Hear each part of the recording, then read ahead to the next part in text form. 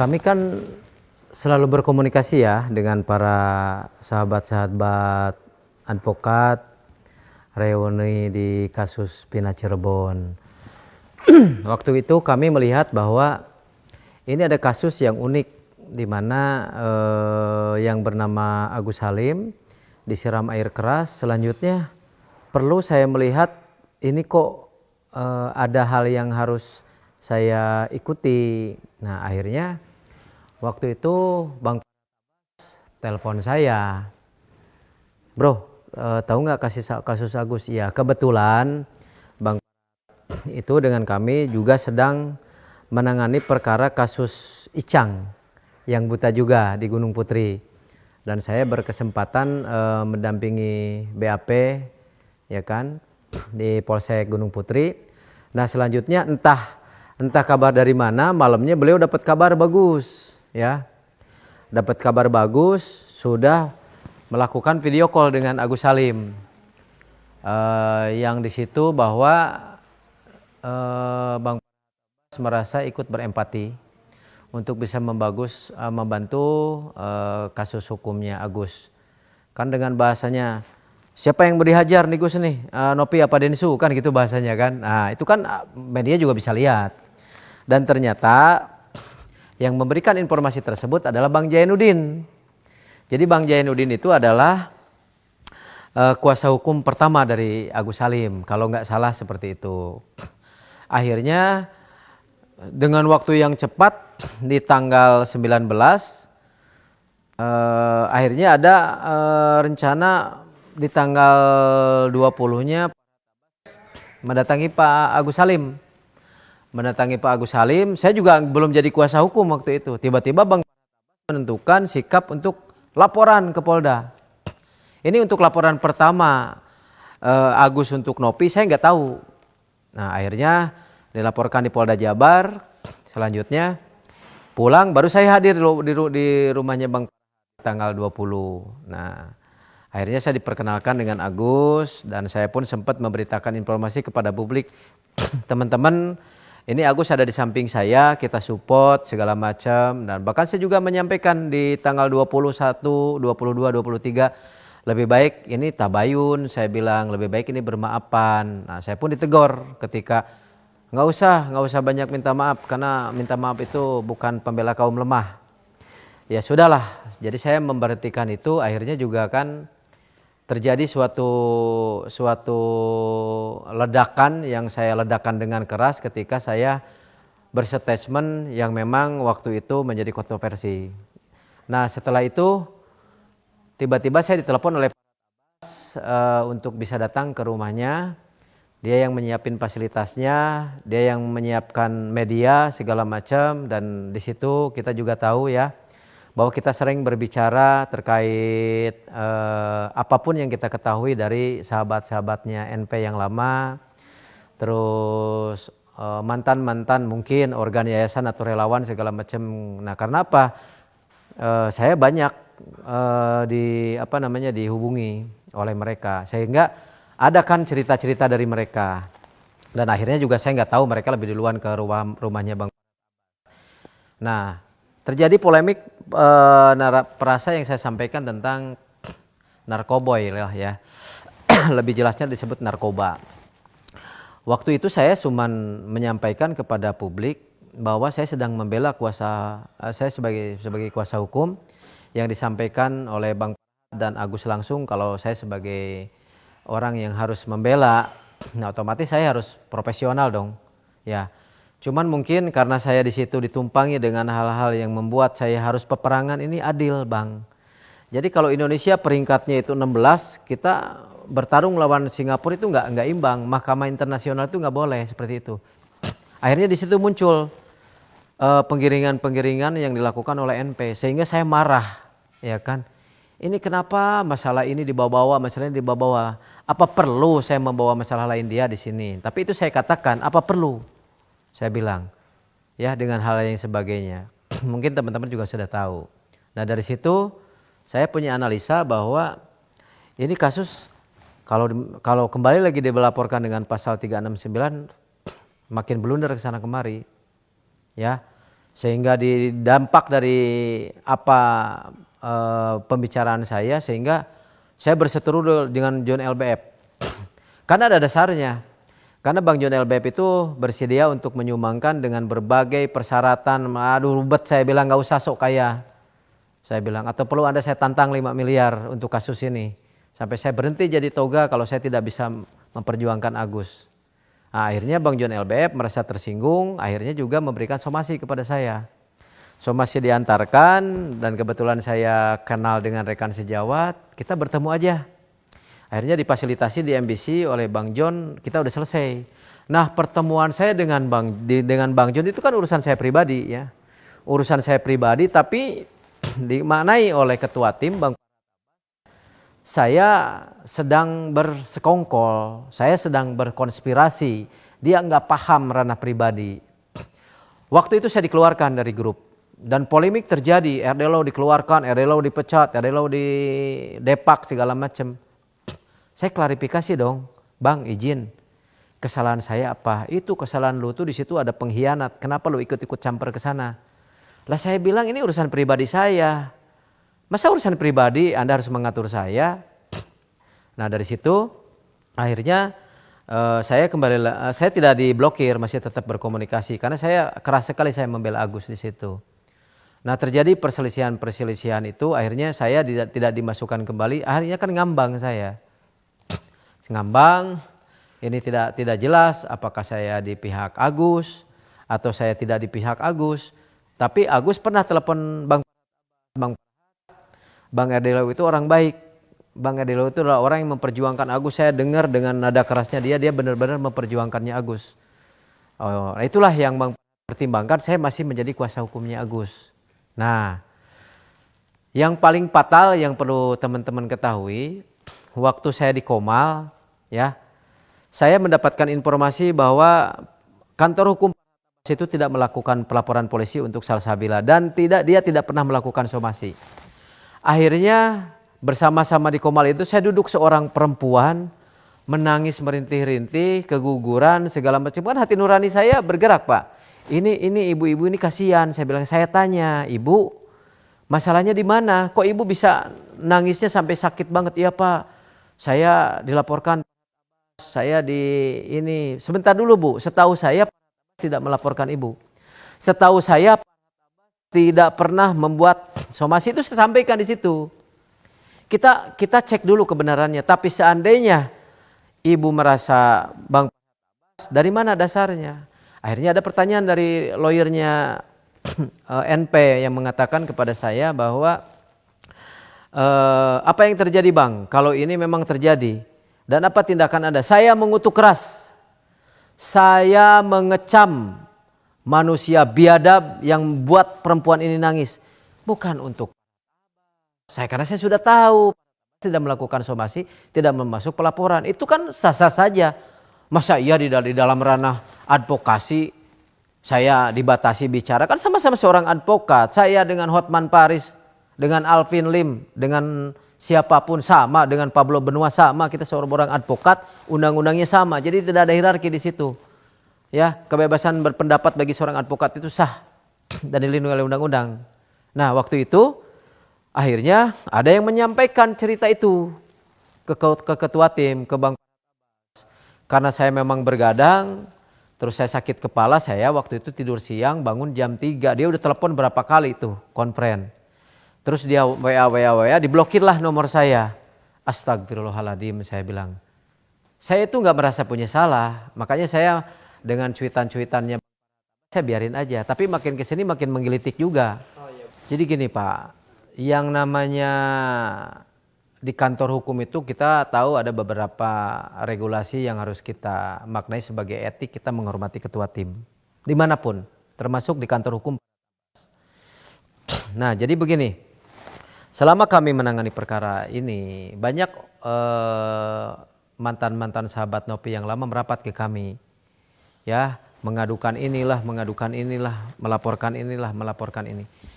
Yang berstatement NP narkoboy itu bukan RDLO. Coba lihat tanggalnya, jam berapa itu ketua tim kita menyatakan kalau NP itu narkoboy. Kan dia dulu, bukan saya. Ya, saya datang ke situ sudah difasilitasi, ada medianya, ya kan, tempatnya segala macam. Nah, saya nggak mau ini ada instruksi atau tidak dari beliau, cuman saya memaknainya ini begini. Saya kan di situ berstatement keras selama 36 menit statement saya. Baik-baik aja, dia senang-senang aja dengan statement saya. Nggak ada masalah. Ya berarti kan saya direkomendasi dong dengan orang-orang yang memang mendengarkan hal itu. Dan ini kita press conference di tempat kantor hukumnya FA. Dan di situ sudah difasilitasi semuanya. Nah, jangan mengkambing hitamkan teman di sini. Jijik saya lihatnya, ya. Seolah-olah saya yang pertama menyampaikan ini. Kami kalau perlu saya sudah didoktrin banyak gitu loh. Oh, kamu harus ini, oh kamu harus serang Densu segala macam. Saya bilang ini sini nggak ada urusan bagi saya. Ya. Jangan jadi pengecut sesama sahabat, nggak suka saya. Ini status-status ada nggak yang saya respon? Saya cuma mendoakan sehat selalu. Ya. Diberikan kebaikan sama Allah dan sebagainya. Udah keterlaluan Pak, status-status kuning ini kesana. Ini yang baca anak saya udah dewasa. Yang baca orang tua saya, yang baca teman-teman saya, yang baca anggota saya Lembakum Indonesia seluruh Indonesia. Masa kayak gitu sih? Salah saya ini apa? Coba saya mau tanya sama salah saya ini apa? Sampai sekarang kan saya diblokir. Saya susah berkomunikasi sama dia. Jadi teman-teman, apapun ungkapan saya di situ, kita tahu ketua hukum dari pembela Agus itu kan harus bertanggung jawab dong. Ya, di situ juga saya membela Agus. Kita udah tahu loh cuitan dia di media seperti apa. Ya, jadi gitu. Aduh, saya benar-benar harus menahan emosi yang saya sangat tinggi ketika tiap hari harus disuguhkan dengan seperti kayak begini. Bagaimanapun jeleknya itu sahabat saya, saudara saya. Masa sama saudara sendirinya aja begini gitu loh bro. Ya, dulu dia bilang, wah RD itu kebal hukum. RD itu punya hak, memang betul saya punya hak imunitas, saya seorang advokat.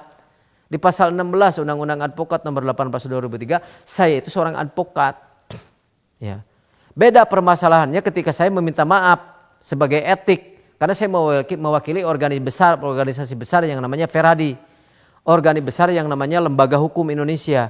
Saya nggak mau teman-teman advokat saya di situ dinyatakan kepada publik kalau RD Law ini kok sebagai pimpinan begini. Karena tahu dari apa yang saya sampaikan itu menyakiti perasaan NP atau Pratiwi Nopianti. Apa salah saya minta maaf? Jangan dikatakan orang minta maaf itu bukan pembela kaum lemah. Di agama kita diajarkan bagaimana kita membalut etik, norma kepatsunan untuk kita bisa sampaikan kepada publik untuk menjaga kondusivitas. Ini masalah pribadi saya menyinggung perasaan NP. Begitu Bang? Begitu. Lah Abang nggak perlu bertanya itu.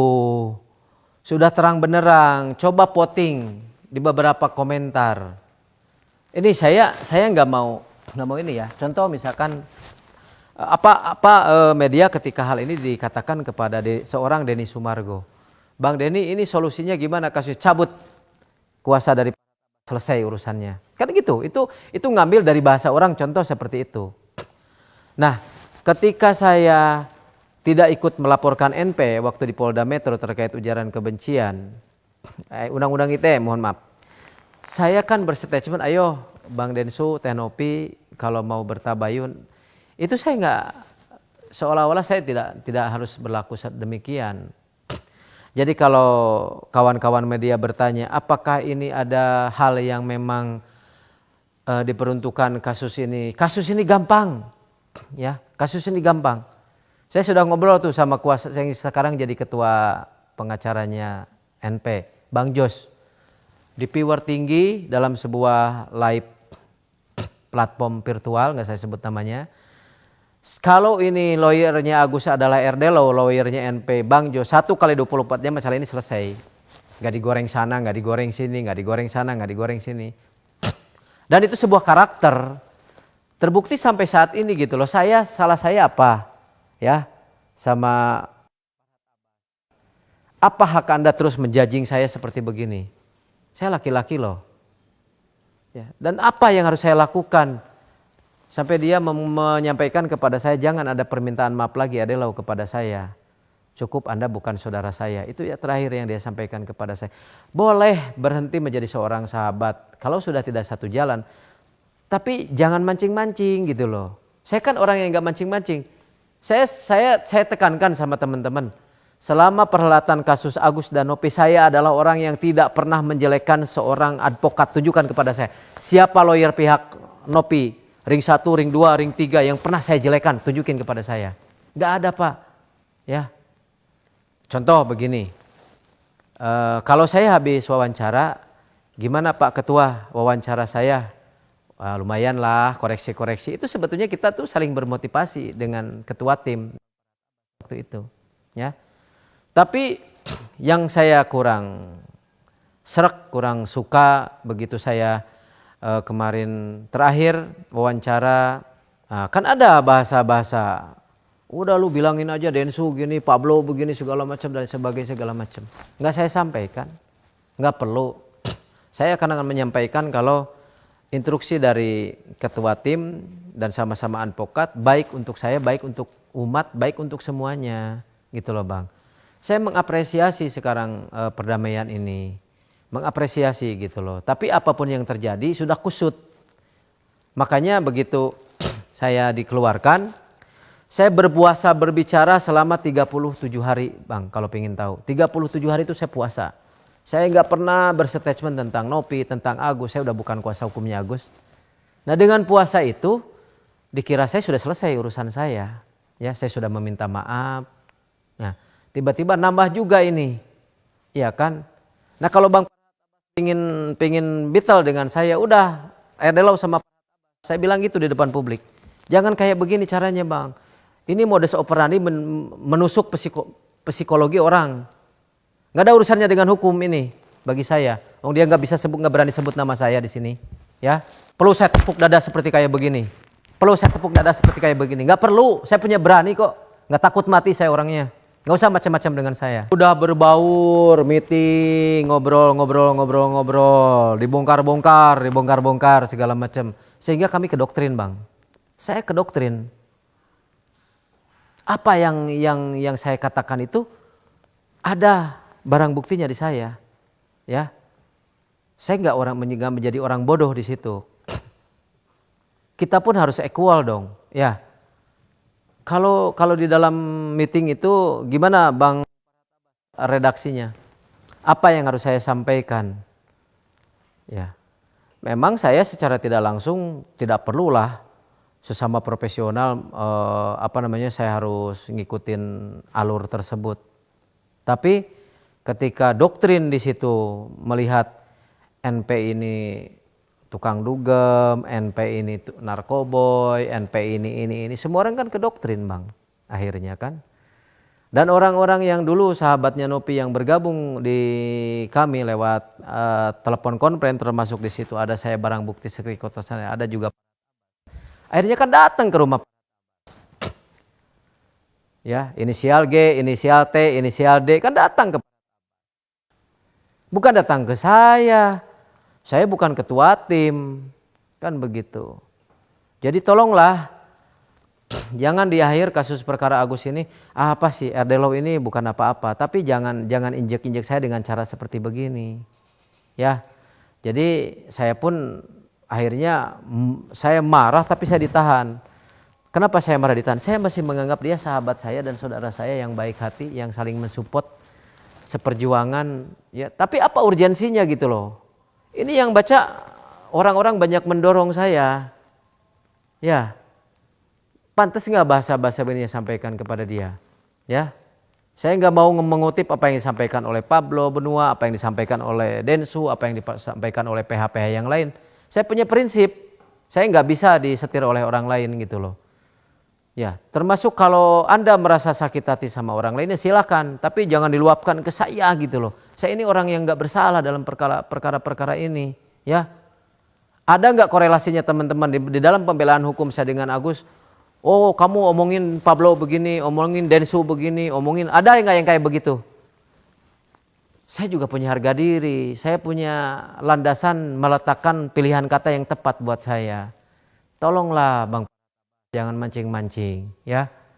Sekarang begini Pak, begitu saya tahu dilaporkan NP, saya bergabung ke, Alpilim gak bakalan nerima, Agus gak bakalan nerima segala macam. Emang dia itu Tuhan yang harus saya sampaikan benar dengan segala dalil-dalilnya, dengan segala tindakannya. Kan gak perlu begitu saudaraku Bang. Kita tuh bersahabat ya. Saya tahu Anda tahu saya, kita sama-sama menjaga harga diri saya sebagai persahabatan, menjaga harga diri kita ya. Walau bagaimanapun ibu saya yang melahirkan tentu udah komunikasi sama saudara. Hargai keluarga saya ya. Nggak perlu saya menyampaikan lagi bahasa-bahasa koreksi lebih pedas. Iya, kalau orangnya nggak merasa dia playing victim ya harusnya menyadari dong. Kalau saya kan gimana instruksi dia. Orang-orang di kantor hukum itu gimana Bang? Harus begini. Saya lagi wawancara jadi interupsi. Malu kan saya gitu loh. Jadi jangan sampaikan bahwa semuanya itu tidak ada korelasinya dengan kantor hukum FA. Semuanya kita berlindung di dia sebagai ketua tim. Sampaikan tahu sendiri pernyataan yang disampaikan oleh Bang Jainuddin ke publik. Ya. Di kantor hukum itu bagaikan tahta raja yang harus taat kepada titah raja segala macam. Itu ada nilai pembandingnya pembicaraan seperti ini. Ya. Dan mirisnya sekali ketika hal ini terjadi, banyak pertanyaan-pertanyaan publik yang mengatakan RD Law itu perasaan berstatement setelah status dari yang narkoboy buat nyonya yayasan, kan begitu. Jadi tolonglah netizen ini jangan melihat RD Law ini adalah orang yang jadi tumbal saat ini. Ya dibuang, injek-injek gitu kan, di LPK Nopi gitu kan, ditolak Alvin Lim segala macam. Stres saya. Dapat apa Bang saya dari sini? Dikasih berapa uang di sini? Pernah nggak saya dapat uang di sini? Nggak ada. Kan pro bono kita di sini. Tapi merugikan imaterial saya sangat banyak sekali dalam kasus ini. Makanya saya pusing. Kan begitu. Tolonglah. Saya jadi menyampaikan, kalau jujur Bang, kalau nanti boleh pertanyakan tentang pelaporan NP dan sebagainya. Saya sekarang jadi tumbal, jadi korban dari kasus ini. Siapa orang yang peduli sama saya? Ketua tim yang saya percaya bakal menyelamatkan saya dari apa yang saya sampaikan difasilitasi dia di media. Ya, akhirnya dia membawa saya ke jurang, ya menendang saya nih ke sini ke jurang kan. Itu kelakuannya seperti kayak begitu. Terus kalau saya harus bilang bahwa setelah saya kejadian ini, saya juga akhirnya dilaporkan oleh Pratiwi Nopianti. Siapa yang bantu saya? Malah senang-senang gitu kan. Wah, nih. Ya. Alhamdulillah RG-Law sudah di-LP-kan, semoga segera diproses dan dihukum biar enggak bawel dan stres. Gila enggak? Ini seorang sahabat melakukan ini kepada sahabatnya sendiri. Di mana nurani Anda? Ini kelakuan Anda. Jangan kau saya jadi budakmu, saya akan diam begitu saja. Ya.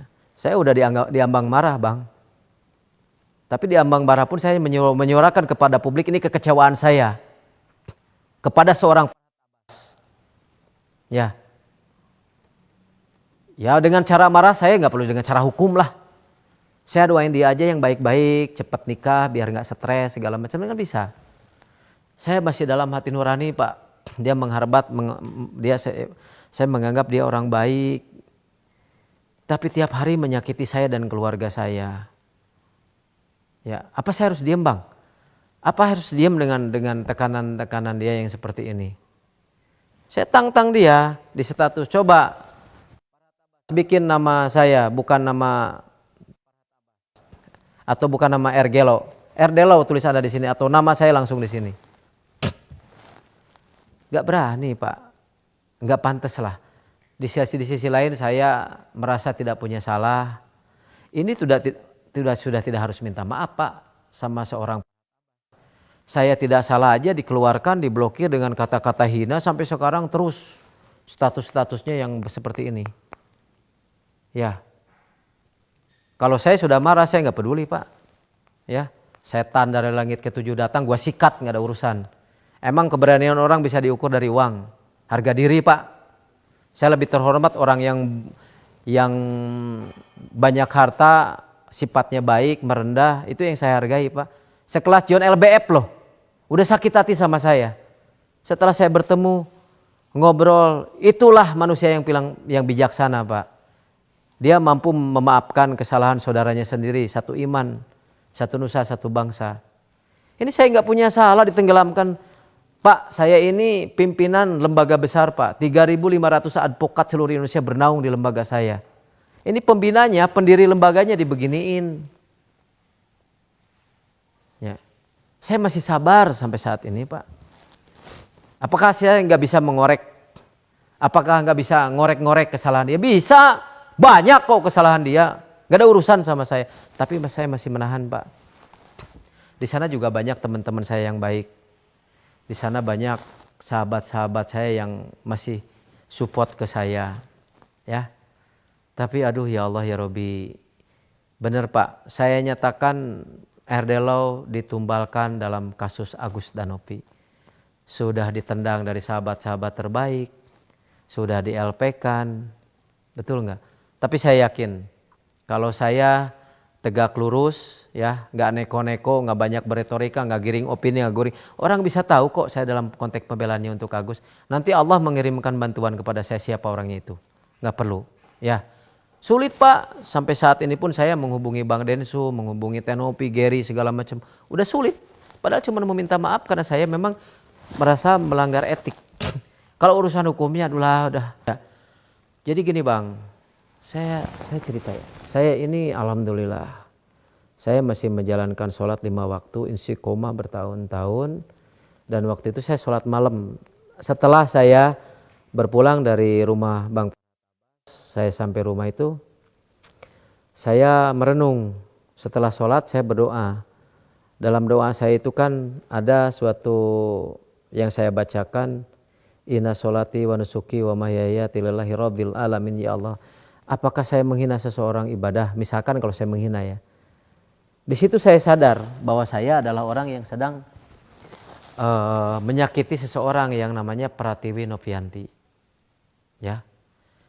Besoknya kebetulan saya diundang oleh Bang untuk mendampingi Agus Salim pelaporan tentang pasal 369 di Polda Metro Jaya. Yang pertama lah saya lakukan ketika media datang kepada saya, apa yang saya lakukan? Sebentar saya mau pesan dulu buat Tenopi. Tenopi, saya meminta maaf lahir batin ketika Tenopi merasa sakit hati. Itu Bang yang saya lakukan. Sebelum saya juga menjalankan tugas sebagai kuasa. Karena itu sifatnya pribadi saya dengan NP.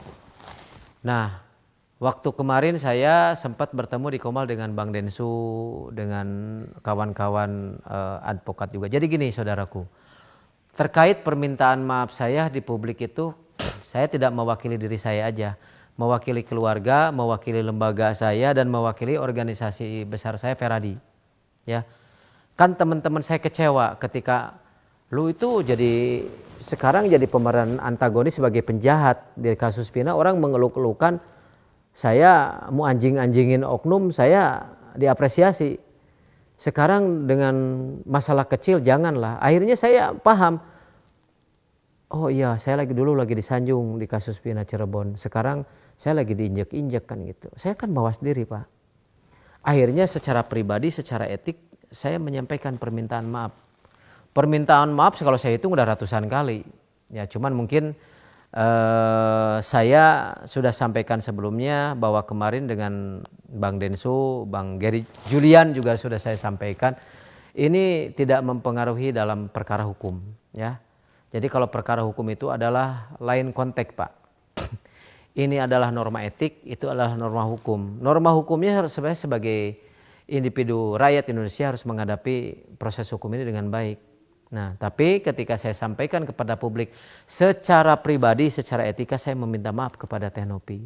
Karena dari pernyataan tersebut menyinggung perasaan dia. Meskipun secara hukumnya yang saya sampaikan, saya dalam perasa pertanyaan, perlu nggak saya bongkar kalau dia itu pemain narkoboy. Coba saksi ahli hukum, profesor, coba analisa kata-kata saya. Pasal 27 ayat 27A, ya kan, Undang-Undang ITE yang terbaru juga pasal 1 nomor 1 tahun 2024, di situ pasal 27 ayat A itu orang yang melakukan pelanggaran melawan hukum di Undang-Undang ITE dengan menuduh. Mana tuduhannya? Kalau itu saya nggak ada masalah gitu kan, dan apapun resikonya saya harus bertanggung jawab. Kalau dalam konteks itu. Tapi kalau kode etik, dalam etik Pak, di agama Islam itu diajarkan ketika seseorang yang memiliki dosa kepada sesama umat, maka juga di akhiratnya bermasalah. Dosa yang paling besar itu doa sesama umat. Kalau dosa sama Allah itu bisa diampuni. Doa sama orang tua kita bisa diampuni. Kalau dosa sesama umat itu susah untuk diampuni. Makanya saya sadar itu. Saya meminta maaf kepada para Pratewi Nopianti. Terserah Mbak Nopi mau memaafkan, ya syukur, alhamdulillah. Enggak memaafkan pun, saya sudah memberikan suatu nilai-nilai etik yang baik, penyampaian yang baik yang mewakili keluarga, lembaga, juga nama besar organisasi advokat. Sebagai rekan sejawat teman-teman saya, kan kita hidup bersosial. Jangan sampai kita hidup bersosial sehingga dikategorikan saya nggak mau bersosial, ya saya rugi dong. Lebih baik sahabat dan teman-teman saya di belakang ini lebih berharga. Ya, sampai setelah saya melakukan permintaan maaf, sekarang udah 91 orang lawyer yang mau mendukung saya ketika siapapun, tidak kasus ini aja. Berarti kan teman-teman masih punya jiwa korsa yang baik kepada saya, teman-teman. Ya. Jadi itu yang saya lakukan, semoga apa yang saya lakukan itu dari pertama saya puasa 30 hari segala macam menjadi kondusivitas yang baik sehingga tidak menimbulkan konflik-konflik yang berkepanjangan, karena kasus Agus ini sudah saatnya dihentikan oleh berbagai pihak karena akan membuat masalah-masalah yang besar. Seperti pelaporan Pratewi Nopianti di Polda Metro Jaya, apa RD Law menyinggung-nyinggung itu. Apa saya lihat dokumennya sudah melaporkan? Belum sampai saat ini, ya sudah jalani saja lah. Begitu gitu. Ada yang lain lagi? Ada pesan buat Bang? Boleh.